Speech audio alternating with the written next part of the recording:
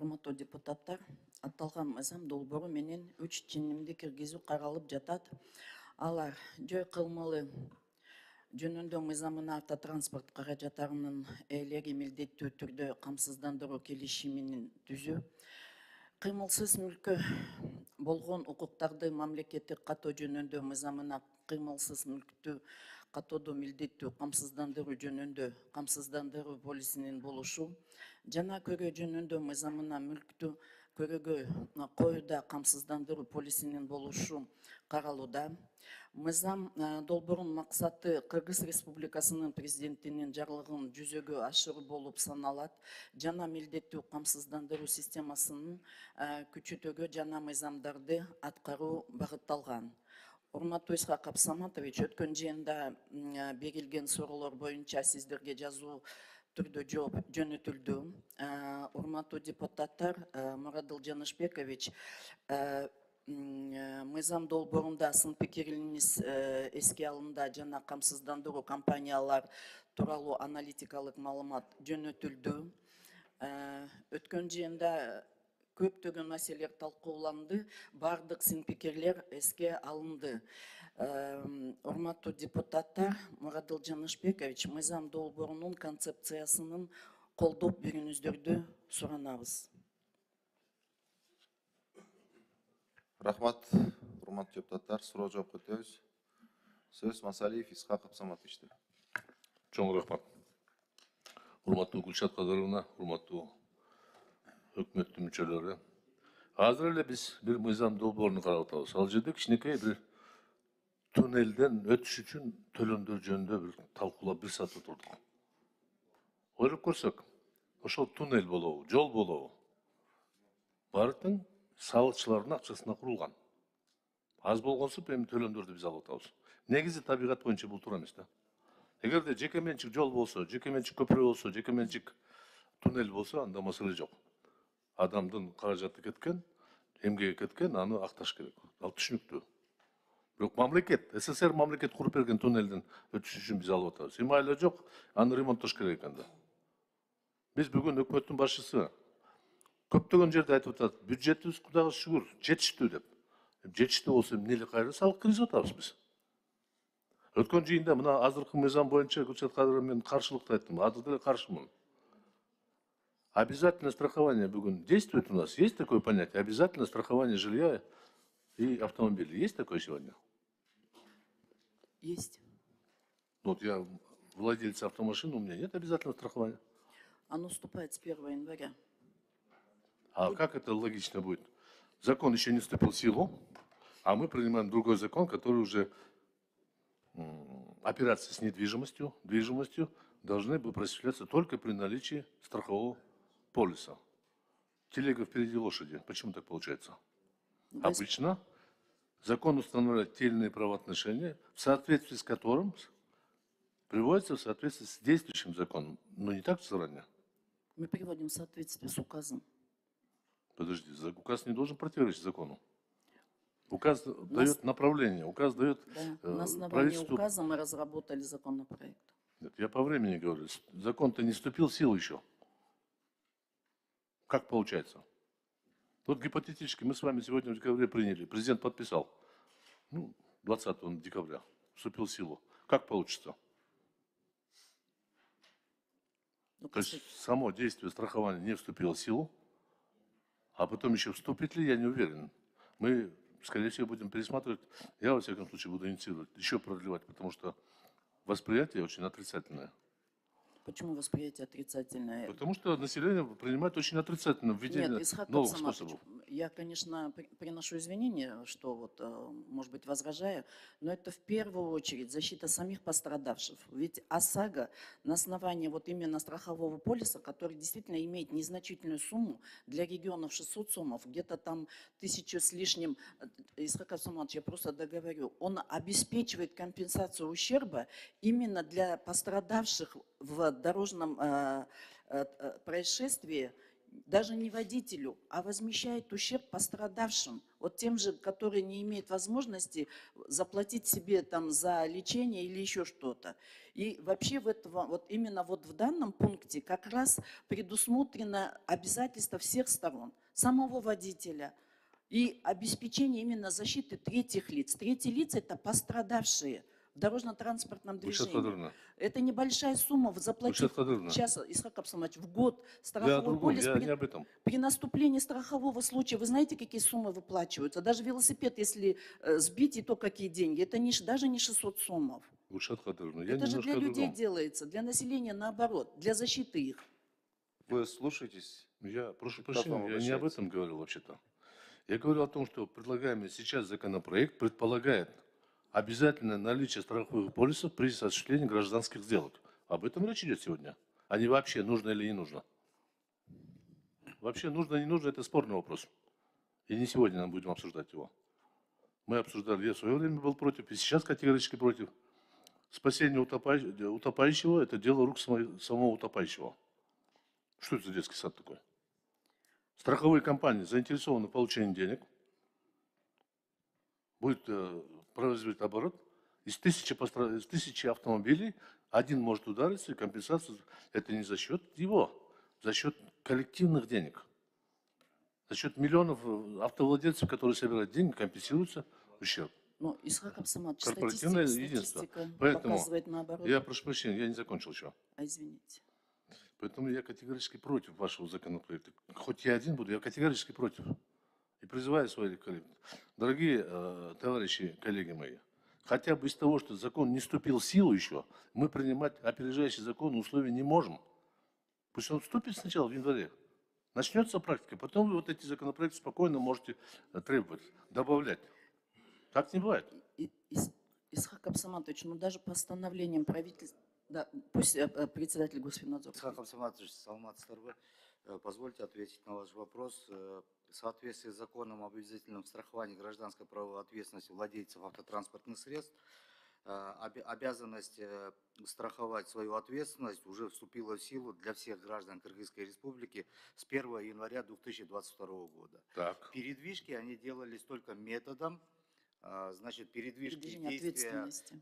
постановления Кабинета министров, где говорится о том, что когда останавливают транспортное средство, у водителя могут спрашивать автоинспектора определенный перечень документов. И среди них не было страхового полиса, как обязательного для предоставления по требованию инспектора. Его не было. Он уже вступил в силу и действует. Здесь в закон о дорожном движении изменения вносятся только лишь для того, чтобы вот есть стандарт передвижения автомобиля. Да? То есть при передвижении автомобиля автомобиль должен находиться в исправном состоянии. Стоп. К нему как стандарт добавляется, Стоп. что и ответственность его. Я вас поправлю. Не Да, только пожалуйста. при автодорожном движении, а государственная регистрация прав на недвижимое имущество. Если я не застраховал дом, я его продать не могу. Кто вам дал такое право и зачем вы такое право даете? Я владелец, собственник. Я его построил. С чего ради я его должен страховать перед тем, как продать? Вы мне объясните? Как быть с многоэтажными домами? Каждая квартира отдельно продается. Они что, все страховать должны? Этого в законе нету. Но это недвижимое имущество. 120 квартир жилого дома. Каждая из них застрахована должна быть. Так, да? Вы что, ради страховых компаний работаете? Сколько компенсаций выплачено за пожары, за автоаварию? Из бюджета? Да нисколько. Всегда договариваются сами. Вот гаишники наши, работники дорожного движения знают. Исхак Абсамович, можно цифры привести? Да. Марат Угульбаевич. Да смысла нету. По страхованию жилья, по обязательному страхованию жилья, в целом выплачено в 2024 году, вот, получается, по итогам 9 месяцев, 57 миллионов 508 тысяч выплачено по страхованию жилья. В 2023 году было выплачено Подождите, по 27 страхованию жилья? Да. Пожалуйста, пример. Конкретный пример. Где? Сейчас вот За что? здесь Нет, почему? Вы должны государство- знать. В Баткене? Нет, в Баткене не выплачено, потому что ни одно здание не было застраховано. Где застрахованы были здания? И по страховому полису получили компенсацию. Покажите мне, назовите адрес. Дом расположен там-то, там-то. Дом во время спецоперации милиция разгромила террористов. В Дмитриевке вот здесь. Ну, такие данные Марат это мы не Ильич, можем. Прошу прощения. Восстановили? Нет, не восстановили. Исхак Абсамович, это не стихийное бедствие. Но это все равно не стихийное бедствие, но это же действие связано с другим-то. С уничтожением террористов. И что, человек должен страдать, что ли? Такой Исхак случай Абсамович, тоже это должен добровольный предусмотрен вид быть. страхования. Но она Это- тем более не застрахована. Вы не можете платить ей компенсацию. Это я пример бегло сделал. Если Где? позволите, здесь государственная страховая организация находится. Дайте мне, они я в вам основном сказал простой вопрос. занимаются- Дайте мне Нет, адрес, скажет. дом человека, кому компенсировали по страховому полису. Ну, это конфиденциальные Страховые Мало платежи – могут это не быть только. только возмещение ущерба за автомобиль. И не столько. Уважаемый Исхак Сматович, заместитель председателя правления Абдыжалиев Бахтаул, государственная страховая организация. В этом году у нас рекордное количество селей было, 331 по данным МЧС.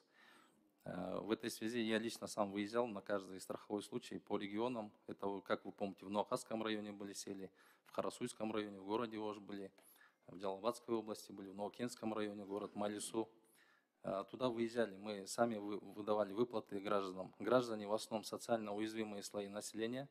В основном это социальные работники, учителя, врачи. Это те госслужащие, которые ранее... Так, прошу прощения. Вы совсем не туда меня тянете. Я совершенно другое спросил. Мен башканы сурадым силерден. Азыркы мыйзам негизинде, но камсыздоо принцип менен, полис менен баягы жоготуулар кайтарылган канча болду, каерде болду? Силер айткан ал башка. Ал мамлекет тарабынан силерге акча берилет, силер общий акчадан берип атасыңар. Мамлекет. Ал эми мен айтканым, эгерде мен 100 сом, Это именно страховая выплата. Он об этом говорит. если дома не застрахованы, как ты будешь платить? Конечно же. Мы платили те, кто застрахованы были. Из-за да. того, что они не были застрахованы, не было выплачено тем, которые не были застрахованы. Мы Исхак предлагаем Абсамович, вот Вот так вот было. мисалы үчүн бир айылда 10 үй алып кетсе, 5-өөнү төлөп бердиңер, 5-өөнү төлөгөн жоксуңар, туурабы? Жок. Силер баарына төлөп бердиңер. Себеби өкмөт айтты, аларга жардам бериш керек. Ошондо теңдик болот да. Сен андай бөлө албайсыңар. Бөлгөн жок, тең бердиңер баарына. Зачем жалган түшүрүп атасыңар мага? Келгиле мага, эгер жалган болсо, сизди кызматтан кетесиз, андай кылбагыла.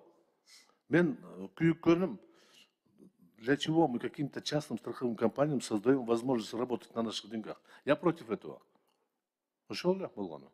А насчет того, что интереса, я все-таки считаю, бүгүн мамлекетибизде өнүгүүлөр, жакшы иштер болуп атат, бюджет көбөйгөн, салыктар абдан көп түшүп атат, экономика өсүп атат.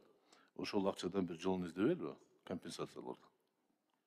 Балким азыр кое туруш керек. Эртең 1 январдан сиз айткандай, эгерде закон күчүнө кирсе, эмне үчүн биз, мына көпчүлүк депутаттардын мен кепилдик берем, страховой полис машинага жок. Эмне үчүн бизди кубалап, полисин кана деп сурайт? Эгерде милдеттүү түрдө болсо. Вот, уважаемый генерал, скажите мне, пожалуйста, от работников ГИБДД требуется проверять наличие страхового полиса? Так, Саматович, бүгінгі күнде бұл добровольный түрде болот, жеке жақтарға. Ошол себептен ал суралбайт. А мамлекеттик кызматкерлер жана юридикалык жактардыкы ал обязательно берет, алардан суралат. Как мамлекеттик кызматкерлер? Мамлекеттик унааларга, кызматтык унааларга. Конечно, мамлекеттик унаалар ал башка. Мамлекеттик кызмат унаа жана юридикалык жактардын унааларына ал обязательно берет.